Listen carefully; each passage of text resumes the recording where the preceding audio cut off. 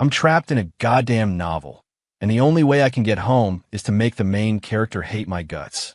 I have to max out her annoyance meter. So, naturally, I've dedicated my life to being the biggest asshole imaginable. I steal the things she wants, I force the things she hates on her. My entire existence is a calculated campaign to make her despise me. The problem is, she started letting me get away with everything. The other day, when someone was complaining about me, I heard her say, in that cool, bored voice of hers, "He only acts like that with me. What you all so worked up about?" Aria Vance and I grew up together, but when it came to her birthday parties, she invited everyone in our social circle except me. No problem. I just crash. I kicked the ballroom door open. The chatter died instantly, and 100 pairs of eyes locked onto me. For a second, my heart hammered against my ribs. God, Caleb, can you tone it down? I wanted to bash my own head in. I have the calmest sounding name, Caleb Hayes, but a temper that could detonate a landmine. Still, I couldn't show it. My eyes scanned the room and landed on Aria, who was tucked in a corner, talking on her phone. I strode toward her. "Vance," I said, my voice dripping with arrogance. "What's the deal? You forget how to send an invitation." She finished her call before her gaze drifted over to me. She'd pulled her hair, a wild mane of dark curls, into a high ponytail, showing off her forehead and the elegant line of her neck. The amber light from the chandelier above carved out the sharp, perfect angles of her profile. She was ridiculously beautiful, but the icy indifference in her eyes gave her an edge that could cut glass. The perfect heroine. I had to admire the casting director of this stupid world. Aria didn't seem surprised to see me. "You were in Europe yesterday," she replied, her voice smooth as silk. "How was I supposed to get an invite to you? Besides, you made it in just fine, didn't you?" She gestured toward the door, where 8 of her security guys stood, none of whom had dared to stop me. She had me there, but I wasn't about to admit it. "That's not the point," I snapped. "You send it. If I'm in a mood, I'll show up." I looked around the opulent ballroom with disdain. "And what is this place? Did you rent out a community theater? It's completely dead in here." I turned my glare on the guests who had started to gather. "What are you all staring at?" "Yeah, I'm talking to you." Suddenly, a guy in a simple, off-the-rack suit stepped forward.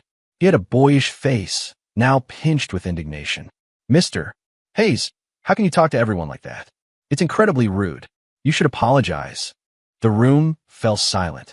Everyone stared at the newcomer, this Leo Miller. I just laughed. I was the notorious trust fund brat of our circle. My parents' money was my armor, letting me wreak havoc wherever I went. No one ever called me out, especially not when it came to Aria. I practically lived to dance on her last nerve. Everyone always said that if my family had a little less money, I'd be finished. They didn't know I was waiting for that day, hoping for it. I'm not from this world. I was accidentally dropped into this cheesy, tropey romance novel as the designated asshole rival, the loudmouthed, rebellious rich kid who was supposed to annoy his way into a jail cell. To get home, I had to follow the script and make the heroine, Aria, hate me. When her annoyance meter hit 100%, I was free. So, from the moment I met her, my life's mission became pissing her off. In the beginning, I had a system that gave me daily updates on her slowly rising annoyance level. It was great. But then, one day in high school, it just vanished, leaving me to fly blind. I didn't panic. If I could annoy her before, I could do it again. I doubled down, fully committing to my role. I snatched things she wanted. I gifted her things she loathed. I sabotaged anything that might bring her a moment of peace and did everything that would irritate her, preferably right in front of her face. It worked. Eventually, the sight of me was enough to make her brow furrow in that perfect, elegant scowl. The disgust was written all over her face. It was exactly what I wanted. Tonight's party was the perfect opportunity to rack up some serious points. According to the plot, Aria was supposed to be charmed by Leo Miller's gentle, considerate nature, which would make her hate my guts even more. My only job here was to be his perfect foil. Looking at Leo, this self-appointed defender of the masses, I glanced at Aria. She was watching him. Of course. The power of the plot was absolute. She was actually interested in this guy. Time for my performance. I summoned every ounce of my asshole rival energy, sneered, and dialed the arrogance up to 11. "And who the hell are you to tell me what to do?" Leo's eyes instantly reddened like a rabbit's. "Mister, Hayes, why would you say that? I'm just trying to stand up for everyone. He looked to the other guests, expecting backup, but was met with dead silence. These people had grown up under my reign of terror. Besides Arya, not a single one of them would dare cross me to my face. I looked at Arya again. She was still watching Leo, frowning. She was probably pissed that no one was defending her new crush. God, she was so into him. Leo, realizing no one was coming to his rescue, turned his hopeful, teary eyes to her. Miss Vance, am I wrong? Wasn't the hero of a novel supposed to be some stoic, badass CEO? Why was this one a manipulative pretty boy? I didn't get Arya's taste in men, but I respected the script. Everyone watched her, expecting her to finally put me in my place like she sometimes did. I waited for it, too. Instead, after a long pause, Arya's cool voice cut through the silence. Are you a cop? Leo, stunned, shook his head. Then mind your own business, she said, her tone laced with irritation. My jaw dropped. That made no sense. Had my dad signed another big deal with her family? Was she being nice for his sake? Before I could process it, Arya had her security toss Leo out.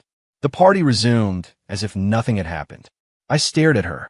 Did you and my dad just close another major deal or something? Arya shook her head. I was even more confused. I pointed at the door. That was Leo Miller. Leo, don't you feel anything? He's the male lead. You're supposed to fall for him at first sight, you idiot. Arya frowned. Caleb, don't start acting crazy the second you get back. She insulted me. I felt a wave of relief. Ah, yes, that's the stuff. I didn't know why she hadn't defended the hero, but it didn't matter. She still clearly hated me. I was safe. With Leo gone, there was no point in me sticking around. I was about to leave when a voice echoed in my head. It was the system. Holy crap, host. Why is the annoyance meter at 0? Did you secretly try to win her over while I was gone? Was it accusing me? I marched right back to Arya, ready to provoke another insult to prove this busted system was wrong. As I got closer, I saw a group of her friends sitting with her, all of them complaining about me. I was used to it. My reputation preceded me. But I'd never heard Arya's response before. He only acts like that with me, she said, leisurely swirling the wine in her glass. There was even a hint of a smile on her face. What are you all so worked up about? Her friends exchanged practiced looks, rolling their eyes. One of her closer friends spoke up. Here we go again. So I guess our feelings don't matter. Arya's smile widened. Some things are just obvious, aren't they? A couple of them lunged at her playfully. Oh my God, you are so completely lovesick. My world tilted. Arya Vance was playing a completely different game. What was wrong with her? Who falls for the person who's been bullying them their whole life? Shocked, I backed away and bolted, not noticing that the moment I turned, her eyes were fixed on me. Asshole, she murmured under her breath. Always runs away. On the way home, the system and I reviewed my behavior over the past few years. From convincing my dad to poach her company's projects to secretly having her dog shaved, every single act was worthy of the villainous rival title. Utterly despicable. It makes no sense, the system said, completely baffled. If you did any of that to me, I would have beaten you to a pulp 1,000 times over. My face fell. If you don't have anything nice to say, then shut up. We were silent for a moment. Then the system spoke again, its tone hesitant. Could Arya be a masochist? Like, the more you torment her, the more she likes it? No way. I couldn't comprehend it, but I was profoundly disturbed. The system, sensing a breakthrough, got more excited. That has to be it. Why else would she put up with all your crap? It's the only explanation. Hey, it's kind of a cute dynamic in a weird way. Don't you think? But the word masochist was screaming in my brain. I pictured Arya pinning me down, begging me to torment her forever. A violent shiver ran down my spine. That's terrifying. System, save me. Just make her keep calling me an asshole. I can handle that. Anything but this. The system went quiet again. Or, maybe, she just likes you. My mind instantly conjured an image of Arya and me, holding hands, gazing into each other's eyes. The usual ice in her expression was gone, replaced by a deep, unwavering affection. Another shiver, this one worse than the last. Nope, let's go back to the masochist theory. That's way less terrifying. I can't deal with her liking me. No way, system. For the first time in years, I stayed home for a few days straight, terrified of running into Arya and having her ask me, You'll only ever be an asshole to me, right? I couldn't handle it. Not one bit. But I'm not the type to sit still. When my buddy Jake Sterling invited me to his annual costume party, I immediately said yes. Jake went all out every year, each party more elaborate than the last. Most importantly, Arya and her friends never went. She avoided that kind of scene like the plague. I dragged Jake out to find the perfect costume. We landed on a suit of custom-made knight's armor. In the mirror, I saw a young man with bright, clear eyes and a killer smile. Paired with my undeniable charm, I was a total heartbreaker. Perfect, I declared. This armor totally screams badass. Jake, standing off to the side, looked like he wanted to say something but held his tongue. I heard him muttering to himself, badass. Sure, if he says so, he must have his reasons. As we left, Jake got all mysterious. I've got a surprise for you tonight, he said. I met his gaze and grinned. A surprise? Awesome. So can someone please tell me why Arya Vance's entire friend group is here? Where are the gorgeous models I was expecting? Hell, I'd even settle for a bunch of single dudes. I clenched my fist and grabbed Jake, my voice a low growl. You said a surprise. Getting Arya's friends here to ambush me. Is that it? You better have something good, or you're dead. Jake wagged a finger in my face, a smug look on his. They're not the surprise. But thanks to them, I was able to invite. He pointed to the center of the room. A single person stood there, their back to us, surrounded by an adoring crowd. A sick feeling started to churn in my stomach. No, it can't be. I stared at the figure, and before she could even turn around, Jake shouted, his voice giddy with excitement.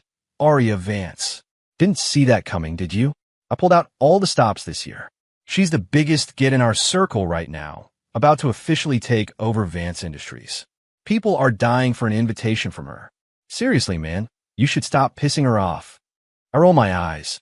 I had no intention of getting involved in my family's business, so I couldn't care less if she was a CEO. And whose friend was he, anyway? Before I could chew him out, Jake was yelling her name again, trying to get me to see her costume, promising it would blow my mind. Yeah, no thanks. I ripped my arm out of his grasp and bolted straight out of the ballroom.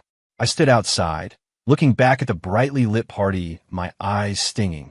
I was supposed to be in there, surrounded by beautiful women, or at least hanging with my friends. Instead, I'm squatting in a bush, getting eaten alive by mosquitoes. All because of that damn Arya Vance, I muttered. If it wasn't for her, I wouldn't be out here. What did I do that was so damn awful? A voice behind me purred. I whipped around. Arya was standing right there, a playful, knowing smile on her face. God knows how long she'd been there, or how much she'd heard. I scrambled to my feet, flustered and angry. Don't you know it's rude to eavesdrop? She was wearing a stunning, custom-made silver gown that looked straight out of the Roaring Twenties, but with a twist, a pair of delicate, silver fox ears perched in her hair.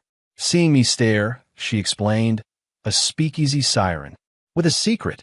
It was an odd choice, but she looked so good it was hard to breathe.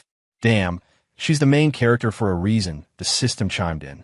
That face could launch 1,000 ships. Even I'm getting lost in those eyes. Who's getting lost? I'm not. I shot back internally. The dog is, maybe, but not me. Woof woof, the system replied dryly. I swear, how did it disappear in the first place? I need to know, so I can make it happen again. Driven by my professional duty as the asshole rival, I launched into an attack. Don't think you look all that great. That dress is ridiculous. And those fox ears look cheap. Not like mine. Here, feel the quality of this. I unhooked the fluffy foxtail I had attached to my belt. Arya's smile deepened. She took the fox ears off her head and placed them gently on mine. Here, you wear them. Her eyes scanned my armor.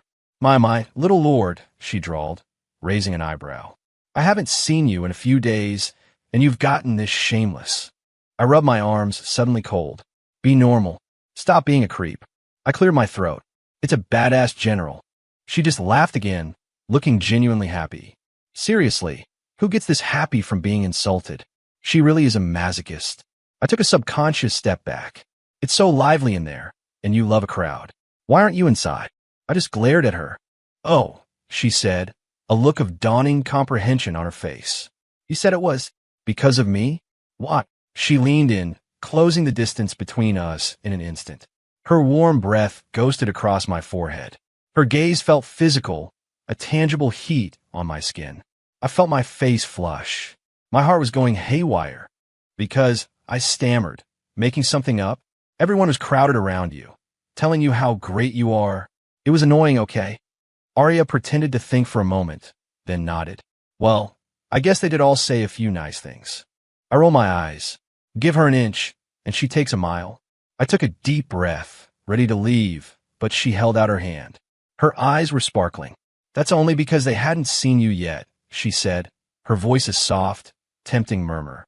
If you were in there, they'd all be flocking to you. They wouldn't have even noticed me. You would have had them all wrapped around your little finger. Don't be mad, my lord.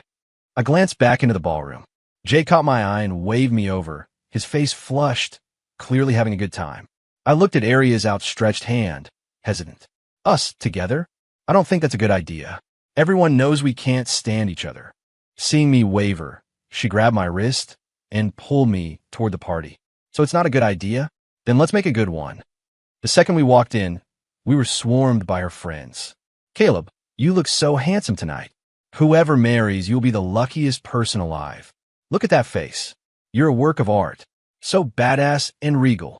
Thank God Arya brought you back in, or we all would have missed out. They chirped on, their over-the-top praise attracting everyone else in the room. Soon, I was being complimented from head to toe. While I was trading fake pleasantries, I glanced over at Arya. She was already looking at me. The moment our eyes met, she broke into a wide grin, covering her mouth as she leaned in to whisper in my ear. See? Aren't they all fawning over you now? You really do look amazing tonight. I just stared, a little stunned. She was being nice, genuinely nice. I felt a real smile spread across my face. Thanks, I said, and I meant it. These people usually spent their time trashing me behind my back.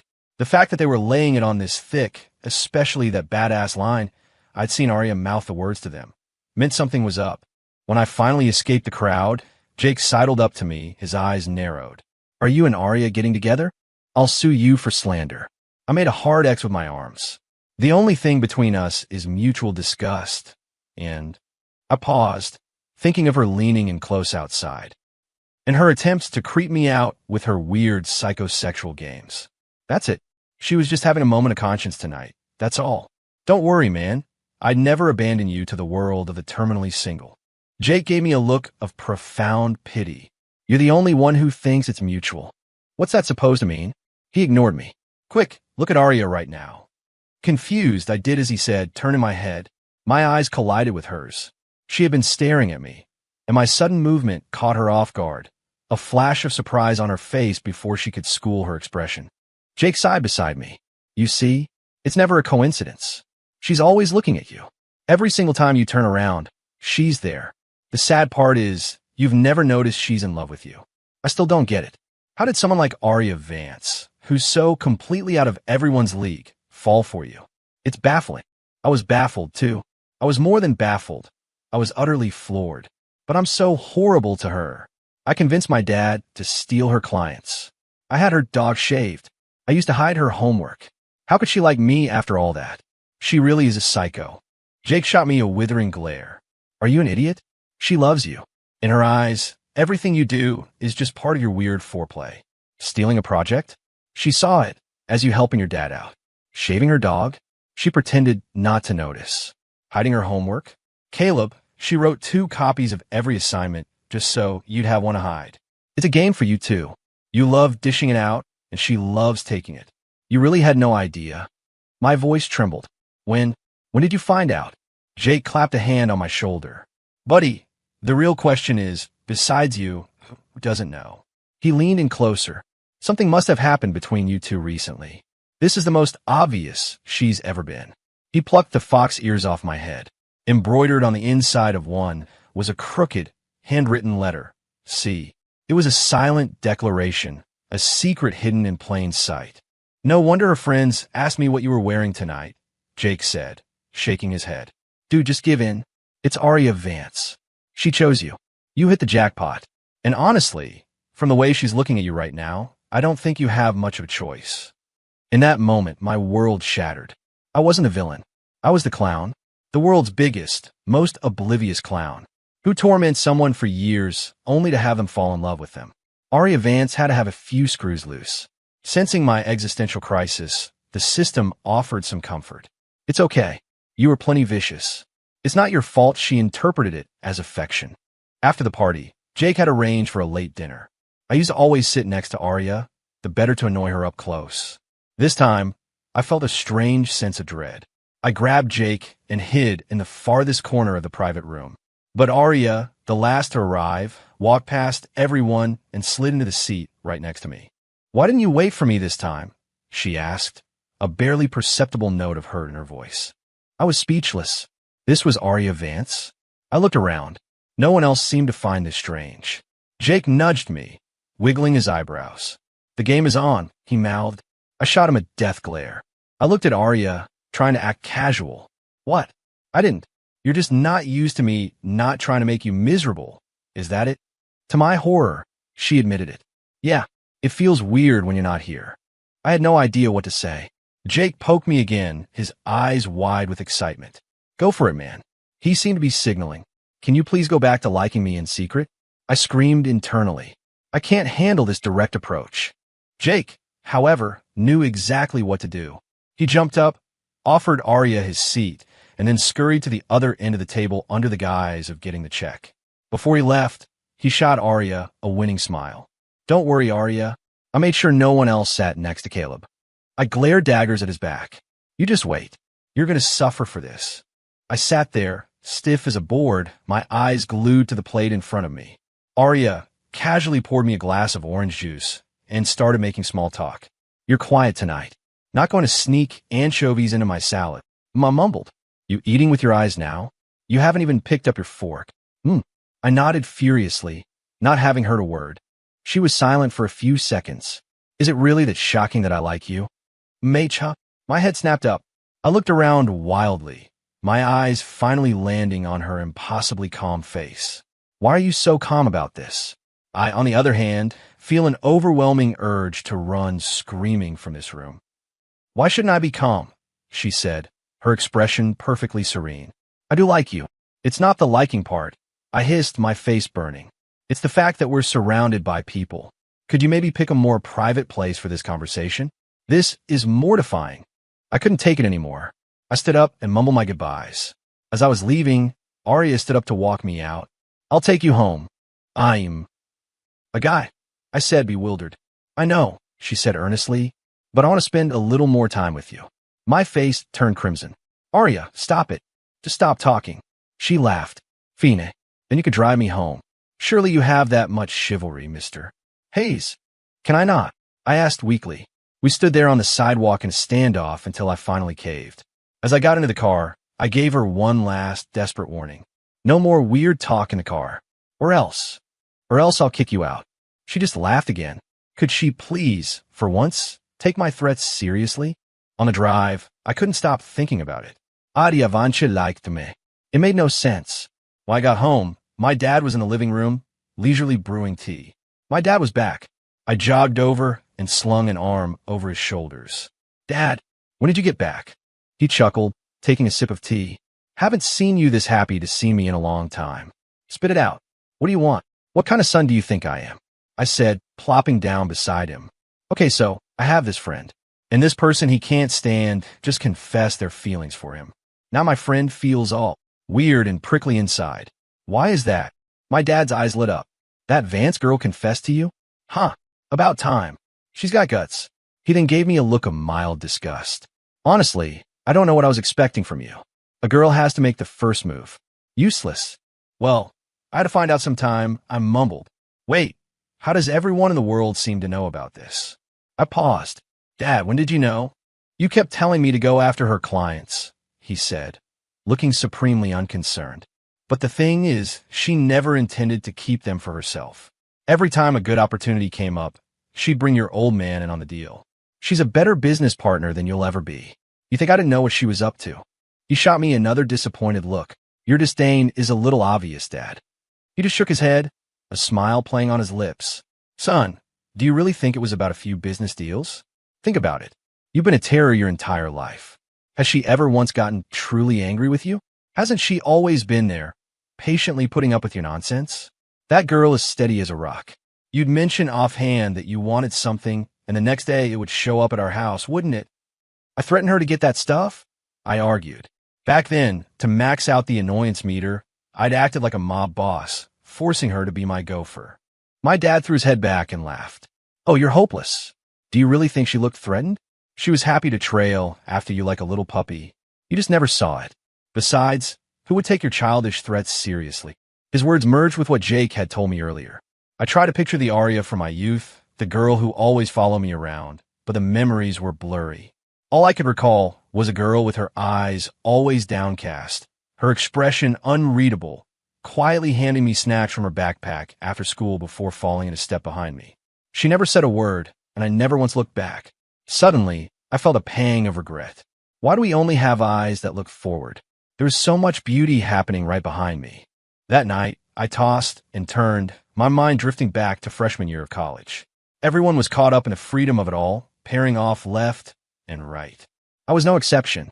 I ended up with a girl who cheated on me less than a month in. It was Arya who caught her. The scene was chaotic. I couldn't bring myself to go inside and see it, so I just stood there in silence. Jake stood beside me, smoking and cursing under his breath. Arya came over, trying to comfort me, but when she heard what I said, her face went white. What did I say to her? I buried my face in my pillow, trying to remember. That's right. I'd snarled at her. You're happy now, aren't you? Seeing me miserable like this. I always assumed the worst of her, because I felt guilty for directing all my awfulness at her. Every time I saw her, I was reminded of how I'd bullied her, so I desperately, pathetically wanted her to hate me, to curse my name behind my back. Anything but love me. Before this, I was an orphan. When I woke up in this world, with loving parents, I thought it was a gift from heaven. Then the system appeared and told me it was all an accident, that I was just an intruder in someone else's body. After that, I started waking up from nightmares, dreams of the real Caleb Hayes screaming at me for stealing his life, his family, his love. He would rage and then sob, begging me to get out of his body. And I would cry with him, whispering apologies, promising I would leave soon. The guilt ate away at me for years. I felt like a thief. I pushed away anyone who tried to get close. The kinder they were, the more I loathed myself. I refused to have anything to do with my dad's company. All of it belonged to the real Caleb. Then the system gave me a mission. Max out the annoyance meter. Do this, it said, and when Arya hates you enough, you can go home. I made the worst decision of my life. I said yes. And in trying to escape my guilt over Caleb, I only piled on more guilt over Arya. I was walking down a dark, swampy road and never dared to look back. I once saw a movie with a line that stuck with me. You meet someone, you make a mistake. You want to fix it to pay it back. But in the end, you realize you can't. A mistake can never be undone. I didn't get it then. Now I was living it. The bullet I'd fired years ago had finally found its mark.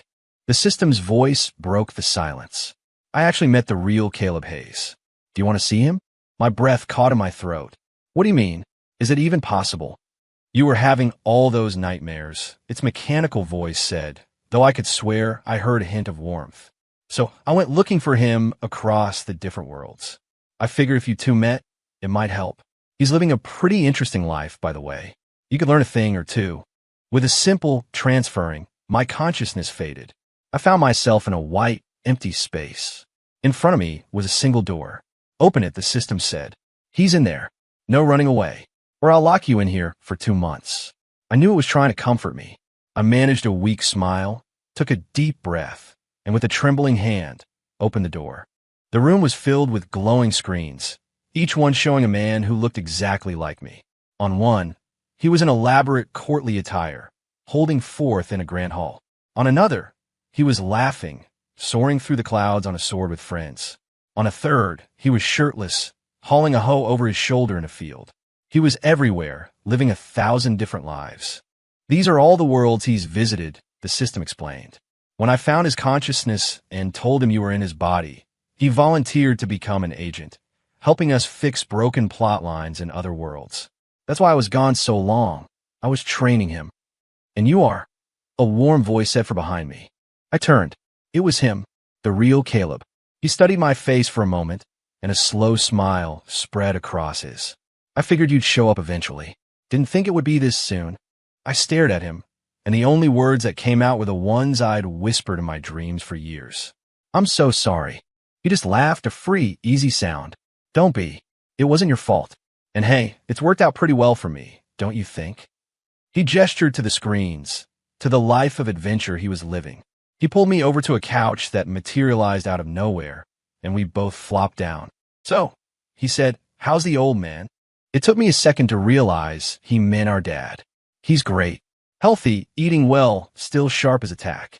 I told him everything, all the funny stories from our childhood, and he laughed until he cried. When he calmed down, he looked at me seriously. He's the one I worry about most. I'll take care of him, I promised. I promise. I know you will, he said with a smile. He's your dad, too. We talked for what felt like hours. Finally, I told him about Arya, about the guilt, about how I didn't know how to face her feelings. He shot up from the couch. Wait, the Vance girl likes you. I nodded dumbly. He muttered something to himself, then paced for a minute before turning back to me, looking conflicted. The system just showed me a highlight reel of your greatest hits. Man, you were really rough on her. You need to give her a proper apology. A real one. She might say it's fine, but you have to be sincere. You have to make it up to her. You have to take responsibility for what you've done. I nodded in agreement. Look, I'm no expert on love, he said, scratching his head. But I know one thing. A Hayes man can only accept someone's love because he loves them back, not because he feels guilty. I need you to live our life, this one life we both have, to the fullest. If you don't, next time we meet, I really will punch you like in your dreams. And let Dad retire. The old man has worked hard enough, Caleb. He playfully punched my chest. His eyes were shining. I nodded, smiling and crying at the same time. I woke up the next morning to sunlight streaming through my window. I felt its warmth on my skin. Thank you, Caleb, I whispered. And thank you, system. I was waiting for a touching, sentimental reply, but instead, the cheerful sound of a poker app filled my head. 2 pairs. Then the system's voice. Damn it, he had 2 pairs? I'm screwed. Wait, what did you just say? Get out of my head, I groaned. After lunch, I called Arya and asked her to meet. The moment she sat down, I got straight to it. I asked you here because I need to apologize. 4 reasons I can't explain. I spent my entire life bullying you. I am truly, deeply sorry. I stood and gave her a full, formal bow. Arya looked flustered, getting up to make me sit down. It's fine, Caleb. I don't care. But I care, I said, shaking my head. What I did was wrong. You're strong, so maybe you could handle it, but that doesn't excuse my actions. The things I did could have caused real, lasting damage, and I can't just let that go because you've forgiven me. I am so sorry. I took a breath. Whatever you want as compensation, money, business projects, anything, I'll make it happen. Her expression hardened. I have all of those things. The only thing I want is, but I don't love you right now, I interrupted, looking her straight in the eye. You know that, right? She froze. After a long moment, she gave a small, quiet, I know. I moved to sit beside her. But I do have feelings for you, I said gently, and I think I could fall in love with you. But right now, most of what I feel is guilt, and I can't build a relationship on that. I need time. For 26 years, I never once looked back at you. That's not fair to you. You could, she cut in, her eyes lighting up again, and I promise you, if you turned around, I'm the only one you would see. Her confidence was staggering. I remembered seeing her lead a board meeting at her company once. She was brilliant, commanding, completely in her element. Just like now, a slow smile spread across my face. Arya was never just waiting for me. She was always walking her own path. After that day, we started spending more time together. I discovered that when she really laughed, she had faint dimples. I saw 100 different expressions on her face I'd never seen before. I wanted to know everything about her, only to realize she still knew me better than anyone. One day, I got an idea. I dug our old high school uniforms out of storage and convinced her to put hers on. I took her back to our old campus. We walked the same streets, ate at the same old food stalls. Then, I asked her to walk ahead of me. I followed a few steps behind, stepping on the same cracked paving stones, the same fallen leaves. I stared at the back of her uniform, seeing what she must have seen for all those years, and my heart filled with an aching tenderness. You can't see anything from back here. Arya, I said, my voice thick with emotion. I'm so sorry it took me this long to see you. She stopped, her body rigid. Slowly, she turned around, and her face broke into the most radiant smile I had ever seen. Caleb, she said, I always knew you wanted me to hate you. I never understood why, but to stay by your side, I learned to frown whenever you were around, to pretend I was annoyed. You feel guilty that you never looked back, but I'm glad you didn't. Because it was only when you weren't looking that I could love you without hiding it. Loving you was always my choice. And in the places you couldn't see, I was busy becoming someone worthy of that love. Her voice trembled, but she stood tall and straight. I just stared at her, as if waking from a long dream. The memory was finally clear. I could see her, the girl walking behind me. The sunlight filtering through the trees, the wind catching the hem of her skirt. Her expression was serene, almost distant, as if nothing in the world could hold her interest. But her eyes told a different story. They held everything that mattered. Aria Vance, I said, my voice clear and sure. I love you.